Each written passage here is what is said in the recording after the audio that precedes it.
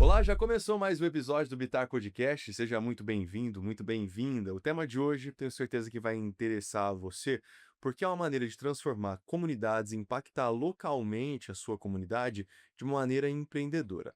Bom, a gente vai esclarecer tudo isso. Chega junto com a gente. Já apresento para vocês as nossas entrevistadas. Começo pela Edileuza Godoy, que é doutora em administração pela USP, é professora da Universidade Federal de Uberlândia, do curso de administração, coordena o Núcleo de Pesquisa e Extensão em Gestão Estratégica de Pessoas e também o Núcleo de Pesquisa e Extensão em Empreendedorismo Social, que é o assunto de hoje do Bitar Podcast. Bem-vinda, Edileuza. Obrigada. É muito bom estar aqui com vocês. E ela tá em casa, porque além de tudo também é jornalista, viu? Faz parte do currículo, não tinha como não deixar de falar. Obrigada. Ó, aí está também com a Isabela Martins. Ela é psicóloga formada pela Universidade Federal de Uberlândia, tem pós-graduação em Direitos Humanos, Cidadania Global e Responsabilidade Social pela PUC do Rio Grande do Sul. Atualmente cursa MBA em Gestão de Projetos pela USP e é gestora de projetos sociais e fundadora da Organização Social Civil ABC do Glória, fundada aqui em Uberlândia e continua funcionando aqui na cidade. Bem-vinda também, viu, Isabela? Obrigada. Olá a todos. Obrigada pelo convite. É um prazer estar aqui. Olha, quando a gente olha para esse tema, empreendedorismo social, como construir um impacto positivo na comunidade. Traduzindo, a gente está falando de um projeto, uma possibilidade de abordar aí comunidades, levando saúde, educação e até mesmo oportunidade e, além de tudo, gerar esses negócios. Tem uma pesquisa realizada por instituições como Datafolha, FGV e FDC, foi divulgada no ano passado, ou seja, muito recente, que mostra que nos últimos 20 anos essas iniciativas de empreendedorismo social já impactaram mais de 330 milhões de brasileiros. Dá para imaginar, então, o poder através disso. Mas quando a gente olha para a ONG, geralmente, de Deus, a gente tem aquela imagem do projeto voluntário, às vezes pequeno, só que vai muito além disso, né? E aí surge aquele termo empreendedorismo social. Que pode ser novidade para muita gente, mas isso já foi fundado lá em 1980, ou seja, já foi se consolidando. Como que dá para explicar o que é empreendedorismo social? Então, isso foi um desafio para mim quando eu comecei a pesquisar o tema, que foi lá em 2007, quando eu fui fazer o doutorado, né? E aí eu agradeço esse tema, né? Eu tenho um carinho muito especial pelo empreendedorismo social, porque foi uma estratégia que eu usei até para entrar num dos doutorados mais concorridos, que é na USP, tinha apenas 7 vagas. E naquela época ninguém falava em empreendedorismo social, né. E aí eu fui ver estrategicamente o que estavam, né, eu não sabia que eu ia pesquisar na área social, né, a minha tese seria nessa aula, e você tinha que mandar um projeto. E aí eu fui pesquisar o que era de mais novo, de mais recente que tinha na área social. E me deparei com esse termo, empreendedorismo social. Falei assim, poxa, o que é isso, né? A gente tem que, nossa, Novo, né? é novo, né? E aí eu vi que a orientadora que eu queria, a professora Rota Fischer, que era uma sumidade, né, na área, tinha escrito um artigo, sim, sobre isso. Eu falei assim, pronto, achei o tema, né? Entender essa pesquisa. Achei esse tema e tal. E aí eu pus na manchete do meu projeto, né, empreendedorismo social, né, desafios e perspectivas, né. Ninguém sabia o que que era isso. E mandei o projeto e, para minha surpresa, essa, né, a professora Rosa Fischer, passei entre os 7, falou assim: "Olha, eu li só o título do seu projeto e me interessei pra temática, porque é uma temática nova no Brasil", Aham. como você Olha que disse, legal. né. Então, assim, um carinho muito especial. E aí que começou a trajetória, eu fui saber o que que era esse empreendedorismo social, aí a minha cabeça ficou louca. E até hoje a gente não sabe, pior é isso, né.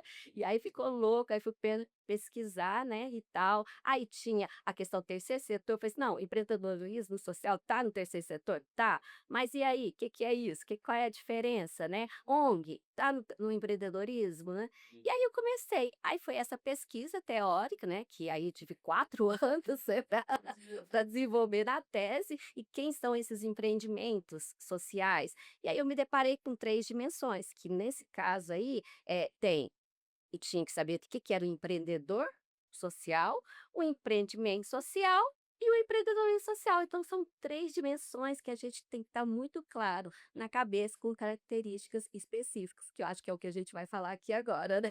É o tema dessa conversa que a gente vai se estender aqui, mas eu fico imaginando, olha só, no primeiro exemplo já mostrou como o empreendedorismo social já transformou a sua vida, né, dentro dessa área da educação. Uhum. E eu acho que o mais legal quando a gente olha para esse termo e para as possibilidades do empreendedorismo social é quanto que ele pode ser um modelo de negócio e, além de tudo, envolve muito propósito. E eu imagino que seja um pouquinho dessa tua relação, né, Isabela, junto com o empreendedorismo social.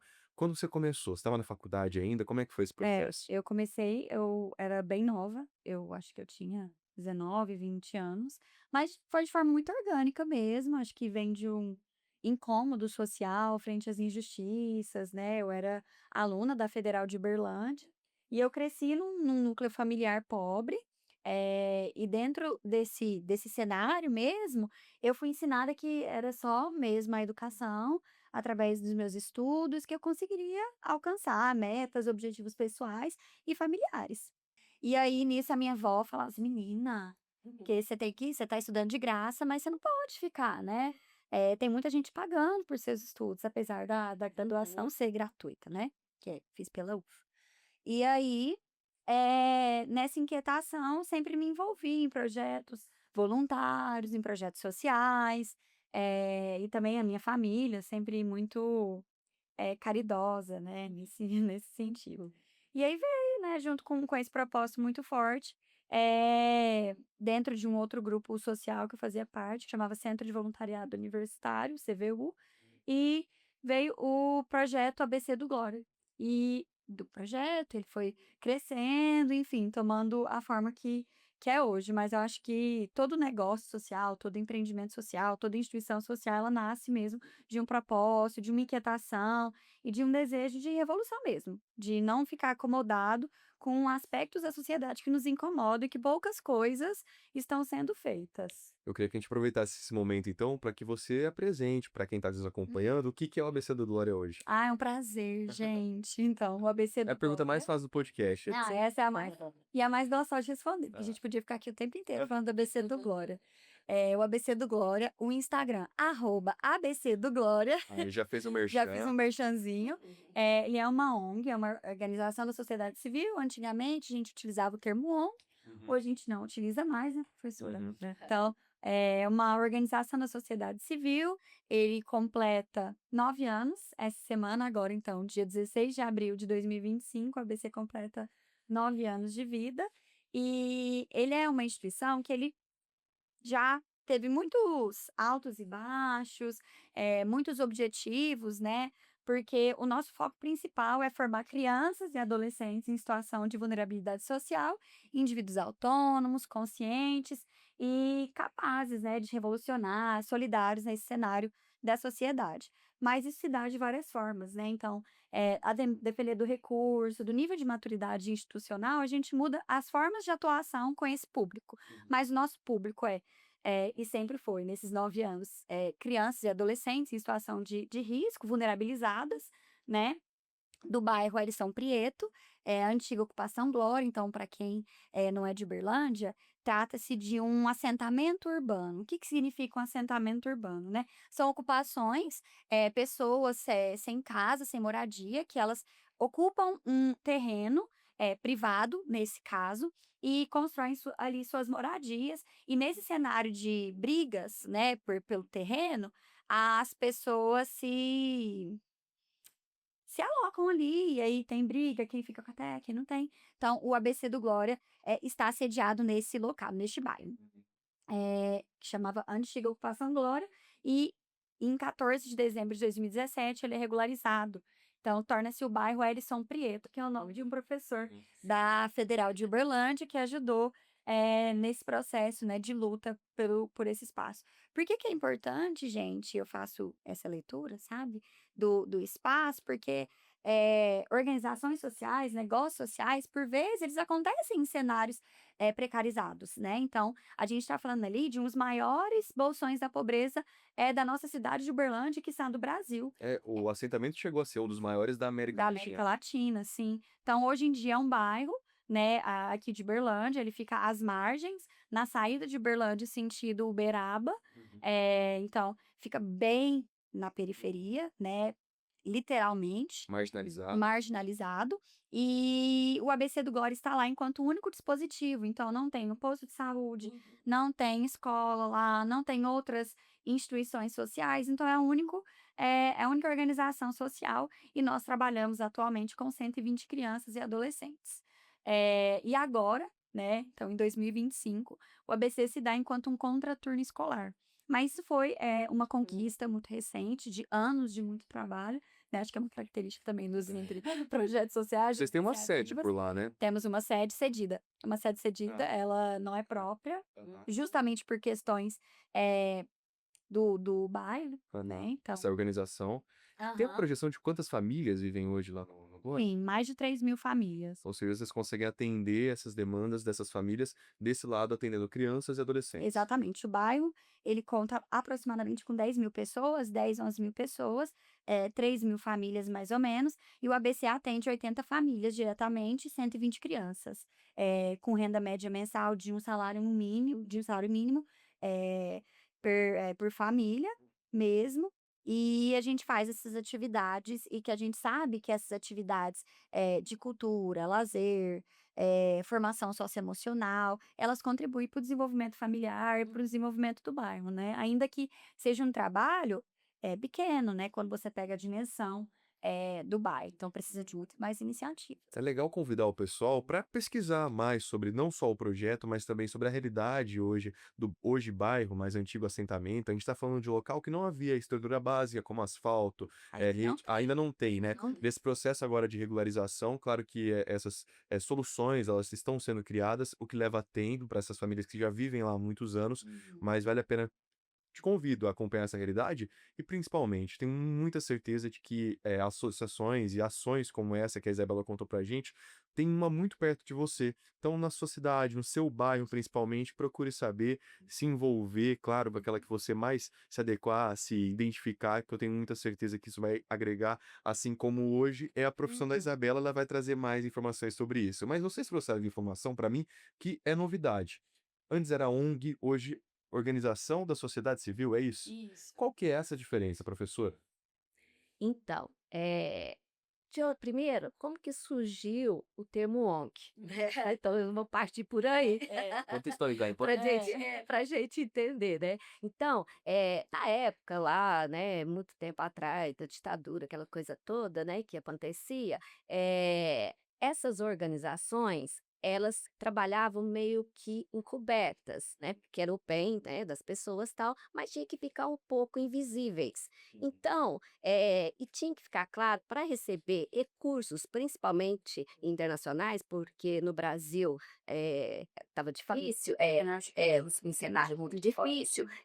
Então, tinha que ficar claro para os órgãos internacionais que não tinha nada a ver com o governo.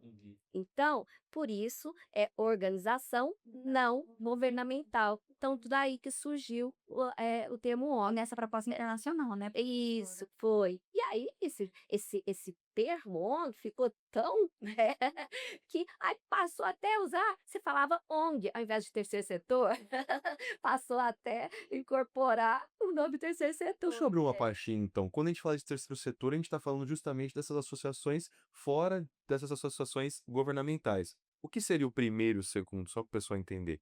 Existe isso ou não? É, você quer falar? O setor são órgãos governamentais, né? Sim. Então, uma prefeitura, para o pessoal entender, Exatamente. ou um Ministério Público, são órgãos governamentais. O segundo setor, as empresas privadas. Isso. E aí, eles falaram assim, né, na pesquisa, o resto é terceiro setor. Aí veio a briga. Meu Deus do céu, que resto? Muito amplo. Então, facções criminosas também é terceiro setor.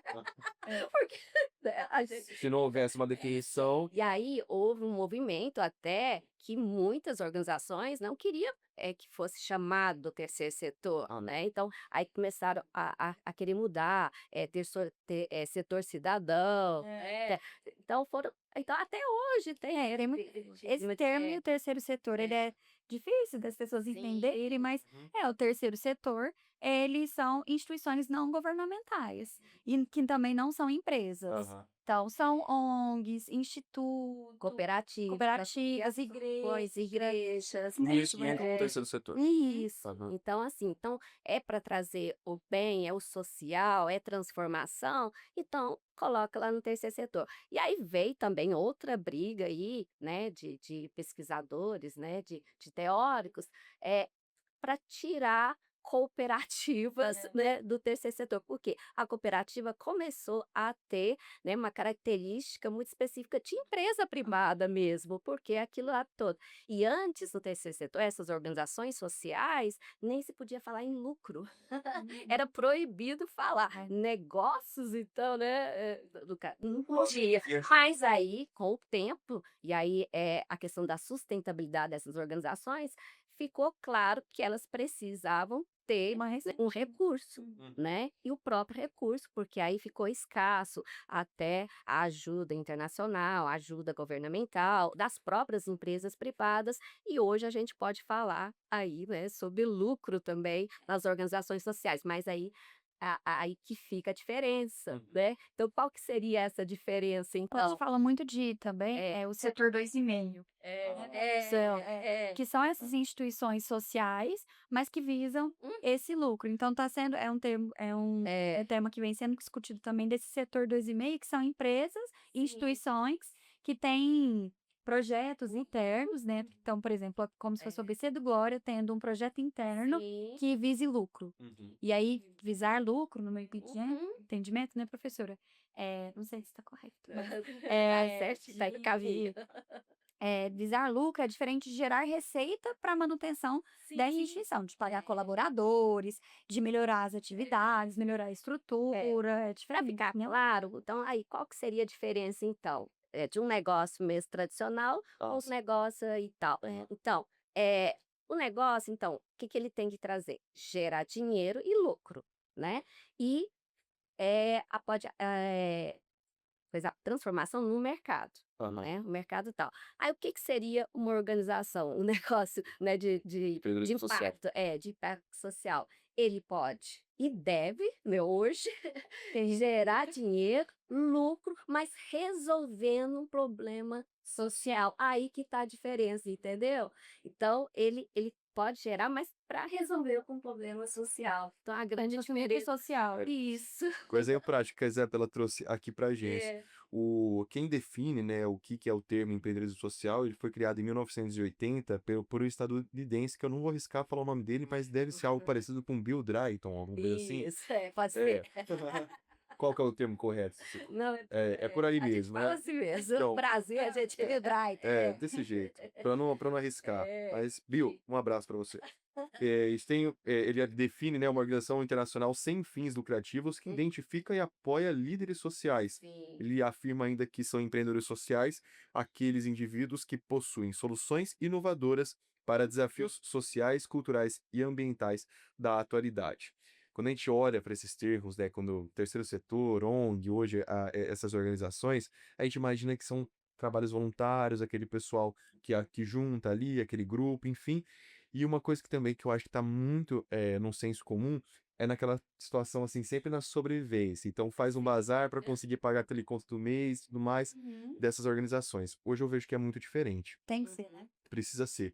Você, Isabela, hoje, inclusive, você é contratada por Sim, essa associação. sim. Então, se você se vê nessa profissão, então explica pra gente como que isso pode ser uma oportunidade, inclusive, para as pessoas que querem unir propósito com uma carreira. Eu acho que é bem melhor, né, você Uhum. trabalhar com aquilo que você acredita, que você se identifica, mas eu acho que é isso, existe essa carreira, né, essa profissão, mas ela também não pode se misturar muito com senão você não para de trabalhar, Aham. né, então já fica ali um alerta. Não para. Exatamente, então com alerta você não para de trabalhar.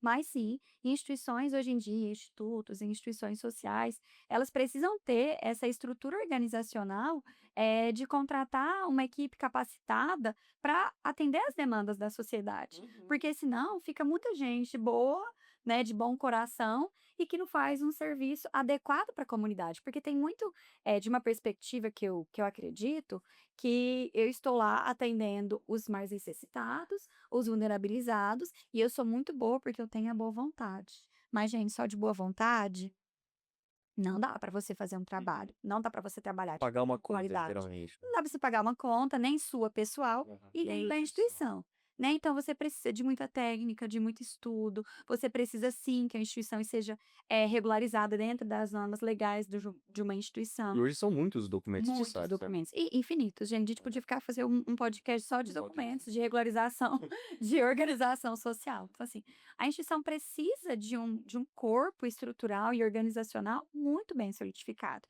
Porque senão fica um serviço que é um conceito que chama assistencialismo.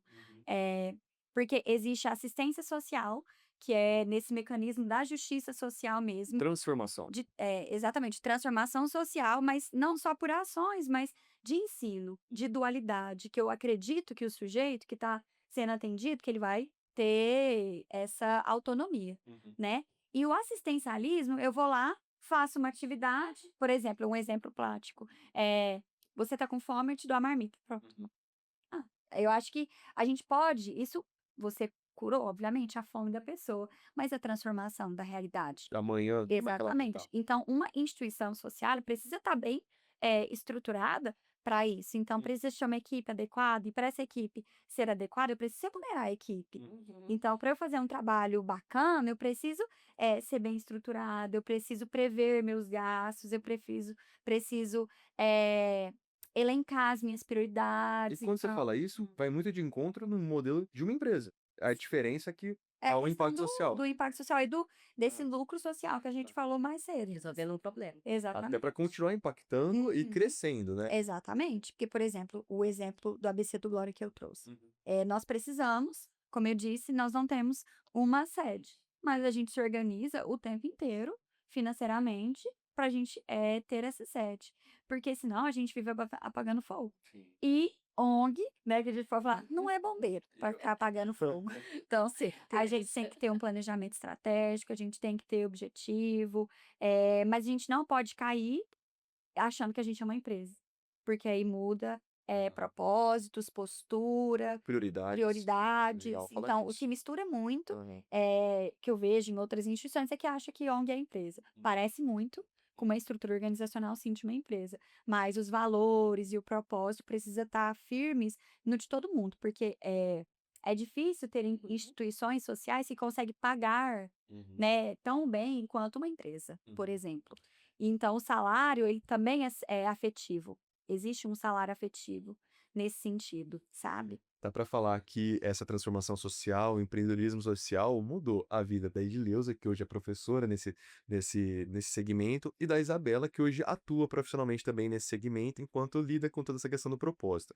Mas esse número dele é muito maior, viu? Existem cerca de 30 milhões de pessoas aí, de empreendedores sociais no mundo todo. Esse índice, né, esse número, na verdade, é do Índice Global da Inovação, que foi publicado e continua sendo atualizado pela Organização Mundial da Propriedade Intelectual. E olha que notícia boa, o Brasil está entre os 10 países onde os empreendedores sociais são mais ativos, segundo o relatório Duas Décadas de Impacto, publicado por uma fundação então internacional. Ao mesmo tempo que é uma notícia legal de ver que há empreendedor social aqui no Brasil ativos, eu imagino que também é por conta da demanda. O Brasil é um país desigual ainda, é um país emergente diante dessa situação, mas olhando para esse cenário, tentando ver o copo meio cheio, não sei se dá para falar assim, dá para imaginar que também existem oportunidade de solução para problemas que precisam ser resolvidos. Sim. Queria utilizar esse momento, esse espaço aqui no podcast, para vocês incentivarem quem está nos acompanhando a olhar, ter esse olhar. Muitas pessoas eles vão ter esse olhar no voluntariado ou o incentivo ali no próprio âmbito familiar, mas muita gente pode seguir isso como profissão.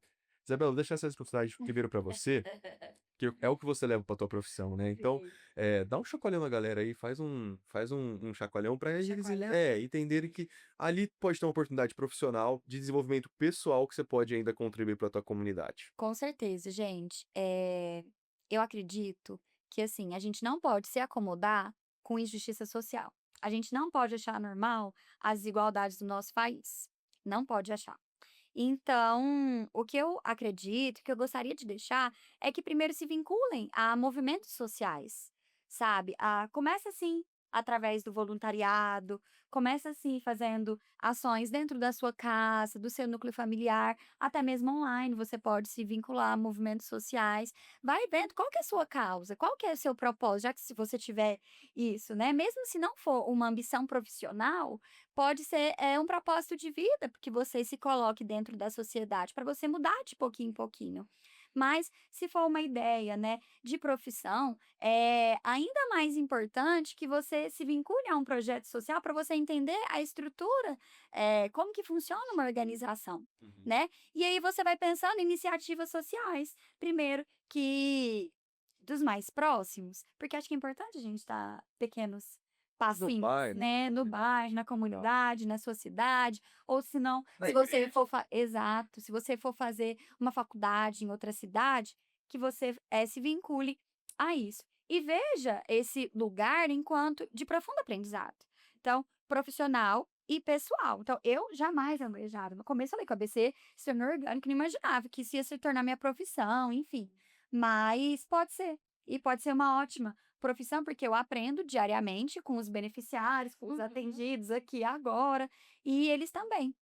Então, é uma troca que eu acho muito justa, né, de aprendizados e de profissionalização mesmo, tem muita área. Essa relação e essa Uhum. quando você chega no final do mês, que geralmente, por exemplo, um CLT, né, espera Uhum. o salário, enfim, ainda isso vinha acompanhado de um propósito, do que você acompanhou. E eu queria que você já separasse uma história pra gente, porque em 9 anos eu imagino que muitas daquelas crianças hoje já estão Tudo moça em caminhando. Ó, paz. Edileuza, você, enquanto profissional, você fez uma formação bem ampla. Acho que começou no jornalismo, hoje é docente, é professora num curso de administração.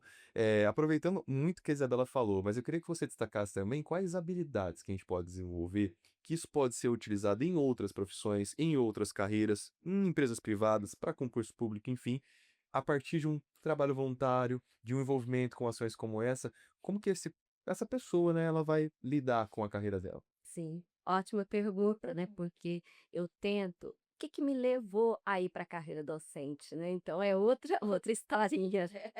Enquanto, repórter, né, jornalista, me incomodava muito quando eu ia fazer uma reportagem, então me incomodava às vezes, e aí eu ficava pensando: "Quem eu vou entrevistar aqui?", porque eu vou até mudar às vezes, né, então até a escolha de quem você, né, vai entrevistar. Mas aí eu falei assim: "Não, eu acho que o meu propósito é maior do que esse aqui". É claro que a carreira, né, é legal porque, você está levando, né, também transformação, né, a comunicação é uma forma de transformar a sociedade, mas eu pensei algo maior. Foi aí que eu pensei: "Não, eu tenho que ir lá para a formação dos gestores". São os gestores, são os donos das empresas, é que podem, né, fazer parceria com essas organizações para poder mudar Uhum. isso, né. E aí hoje, né, depois de algum tempo, tenho hoje 14 anos que eu tô lá, eu busco fazer projetos, né, a disciplina gestão de pessoas, então eles fazem todo o processo de gestão de pessoas, recrutamento, seleções, tudo, num projeto social e buscando voluntários. Então eu falo para eles: "Ó, se vocês conseguirem isso, vocês são os melhores gestores". E é o momento deles entrar em contato com a realidade, os alunos, né. Então isso. E aí, eu sempre falo com eles: "Gente, se for, vamos ser voluntário, é um projeto, é algo voluntário, então vamos decidir aqui agora, início de semestre, porque é uma responsabilidade. A gente vai gerar, expectativa numa comunidade". Trabalho voluntário, Trabalho né. voluntário. Nós Trabalho. vamos gerar expectativa. Se for para deixar no meio do caminho, não vamos começar.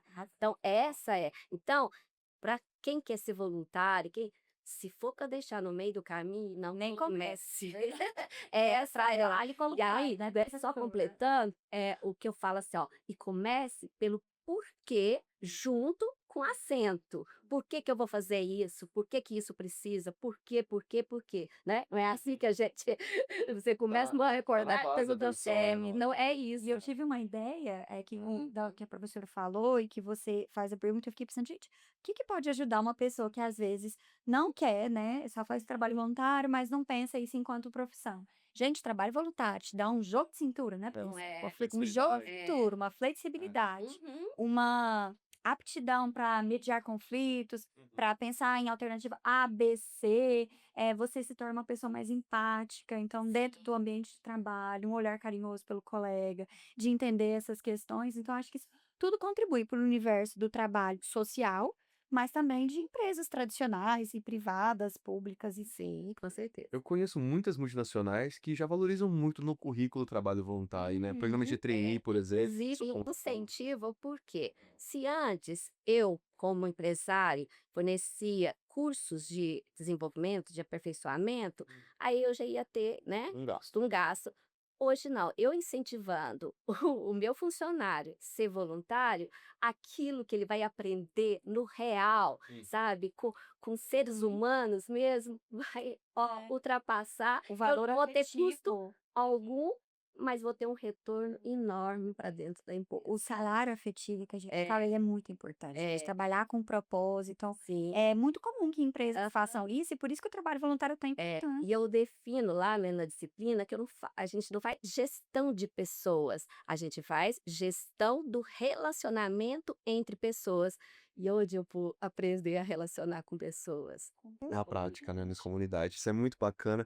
Eu fico imaginando que é uma oportunidade também da gente sair daquela zona de conforto, se é que estamos, né? Porque ultimamente Uhum. o mundo Sim. nos coloca em desafio constantemente, mas são realidades muito distantes das nossas, mesmo que estejamos aí em bairros muito próximos. Uberlândia, por exemplo, uma cidade agora sendo reconhecida cada vez mais como uma cidade da tecnologia, tem trabalhado muito forte a inteligência artificial, e como nessa mesma cidade, que está chegando aí 700, 800 mil habitantes, existe também o que era o maior assentamento da América Latina, hoje um bairro que está sendo regularizado, então realidades muito diferentes ainda que em cidades próximas. Então eu te convido a ter esse olhar também, porque eu tenho certeza que vai mudar a tua percepção aí do mundo, né? E eu tenho muita certeza também de que quando você volta para casa depois de um trabalho voluntário, você começa a enxergar esse mundo diferente, o coração também Sim. fica mais leve, né? Eu acho que Uhum. a gente se sente útil. Sim. E diante de tanta tecnologia que a gente tem trabalhado, inteligência artificial e tudo mais, fico imaginando o quanto que a humanidade ainda precisa desse trabalho, que pode ser uma oportunidade profissional ou só uma oportunidade para você se desenvolver pessoalmente para outras profissões, tenho muita certeza. Habilidades e É, competências, né? e eu quero saber agora de você, Isabela, quais habilidades que você acha que nesses 9 anos você adquiriu? Ai, gente, acho que o principal deles é o jogo de cintura. É, Jogo de cintura, manejo de conflitos, de situações, diversas, eh, um olhar carinhoso frente às necessidades do outro, independentemente do outro atendido ou dos meus colegas de trabalho, mas acho que é isso. Acho que ó, são essas. As chamadas soft skills, né, que tá tão Exatamente, assim na hard skills é lá com a tecnologia é. e aí Essa acho que é para que mais que serão os grandes diferenciais para sim, exato. E eu acho que um trabalho social, o trabalho com o outro, te proporciona essas habilidades conversacionais, de convivência, de boa relação. gestão de relacionamento entre Ex pessoas, como a professora adiantou. Aham. Importantíssimo isso. E nesses 9 anos também eu imagino que lá no comecinho uma criança ou já um jovem, às vezes caminhando já para o mercado de trabalho, Uhum. existe uma história que te toca profundamente, que Ah, você usa várias. como referência? Várias, eu tenho várias histórias de adolescentes, de crianças, né, que começaram lá crianças, e atualmente são aí excelentes profissionais do mercado, muitos já são pais e mães, outros estão estudando para entrar numa universidade, então são muitas histórias. Apesar do ABC, enquanto instituição, ter só 9 anos, né, a gente ainda está em fase embrionária do que a gente sonha. Uma A gente gestação. exatamente. Então são mas ainda assim são muitas histórias comoventes que a gente fica: "Nossa, arrasamos", né. Então, por exemplo, uma criança que chega e fala assim: "Não, eu vou ser mãe aos 15". Gente, não, sabe, não é pra não é pra isso acontecer. E aí depois de alguns anos, né, de trabalho, fala assim: "Não, tia, acho que eu quero fazer uma faculdade, acho que eu quero fazer um curso técnico e eu quero esperar mais um pouquinho, né, pra adentrar no universo da maternidade". Ou até mesmo mães, né, que tiveram uma gravidez precoce e que conseguiram mesmo, com o neném não parar os estudos, pensam aí, são excelentes mães e continuam estudando, acho que são essas pequenas vitórias mas eu gosto muito, sabe, da gente não focar só nos resultados, Uhum. porque o trabalho no terceiro setor, porventura, ele não vai ser tão imediato, sabe? Essa paciência necessária, né? Porque a gente acha que a gente quer transformar e que essa transformação. Que na outro dia a pessoa já. E não é, gente, está lidando com seres humanos. Então, é entender que às vezes essa transformação vai ser geracional. Então, às vezes, não vai ser o meu atendido, né? Porque às vezes a sociedade já judiou demais, Serão né? os filhos. Os filhos dele, porque aí ele vai criar os filhos dele de acordo com os aprendizados que ele colheu, Já tem né? casos de alguém que participou e hoje tá atuando como voluntário? Tem demais. Olha, que legal. Nós temos mães que gostaram do trabalho que a gente faz com as crianças, elas são voluntárias e também funcionários do ABC. Nós temos adolescentes que já são voluntários, que passaram lá pelo ABC, enfim, temos muitos casos. Olha, eu imagino que é uma oportunidade para vocês, para essas pessoas, né?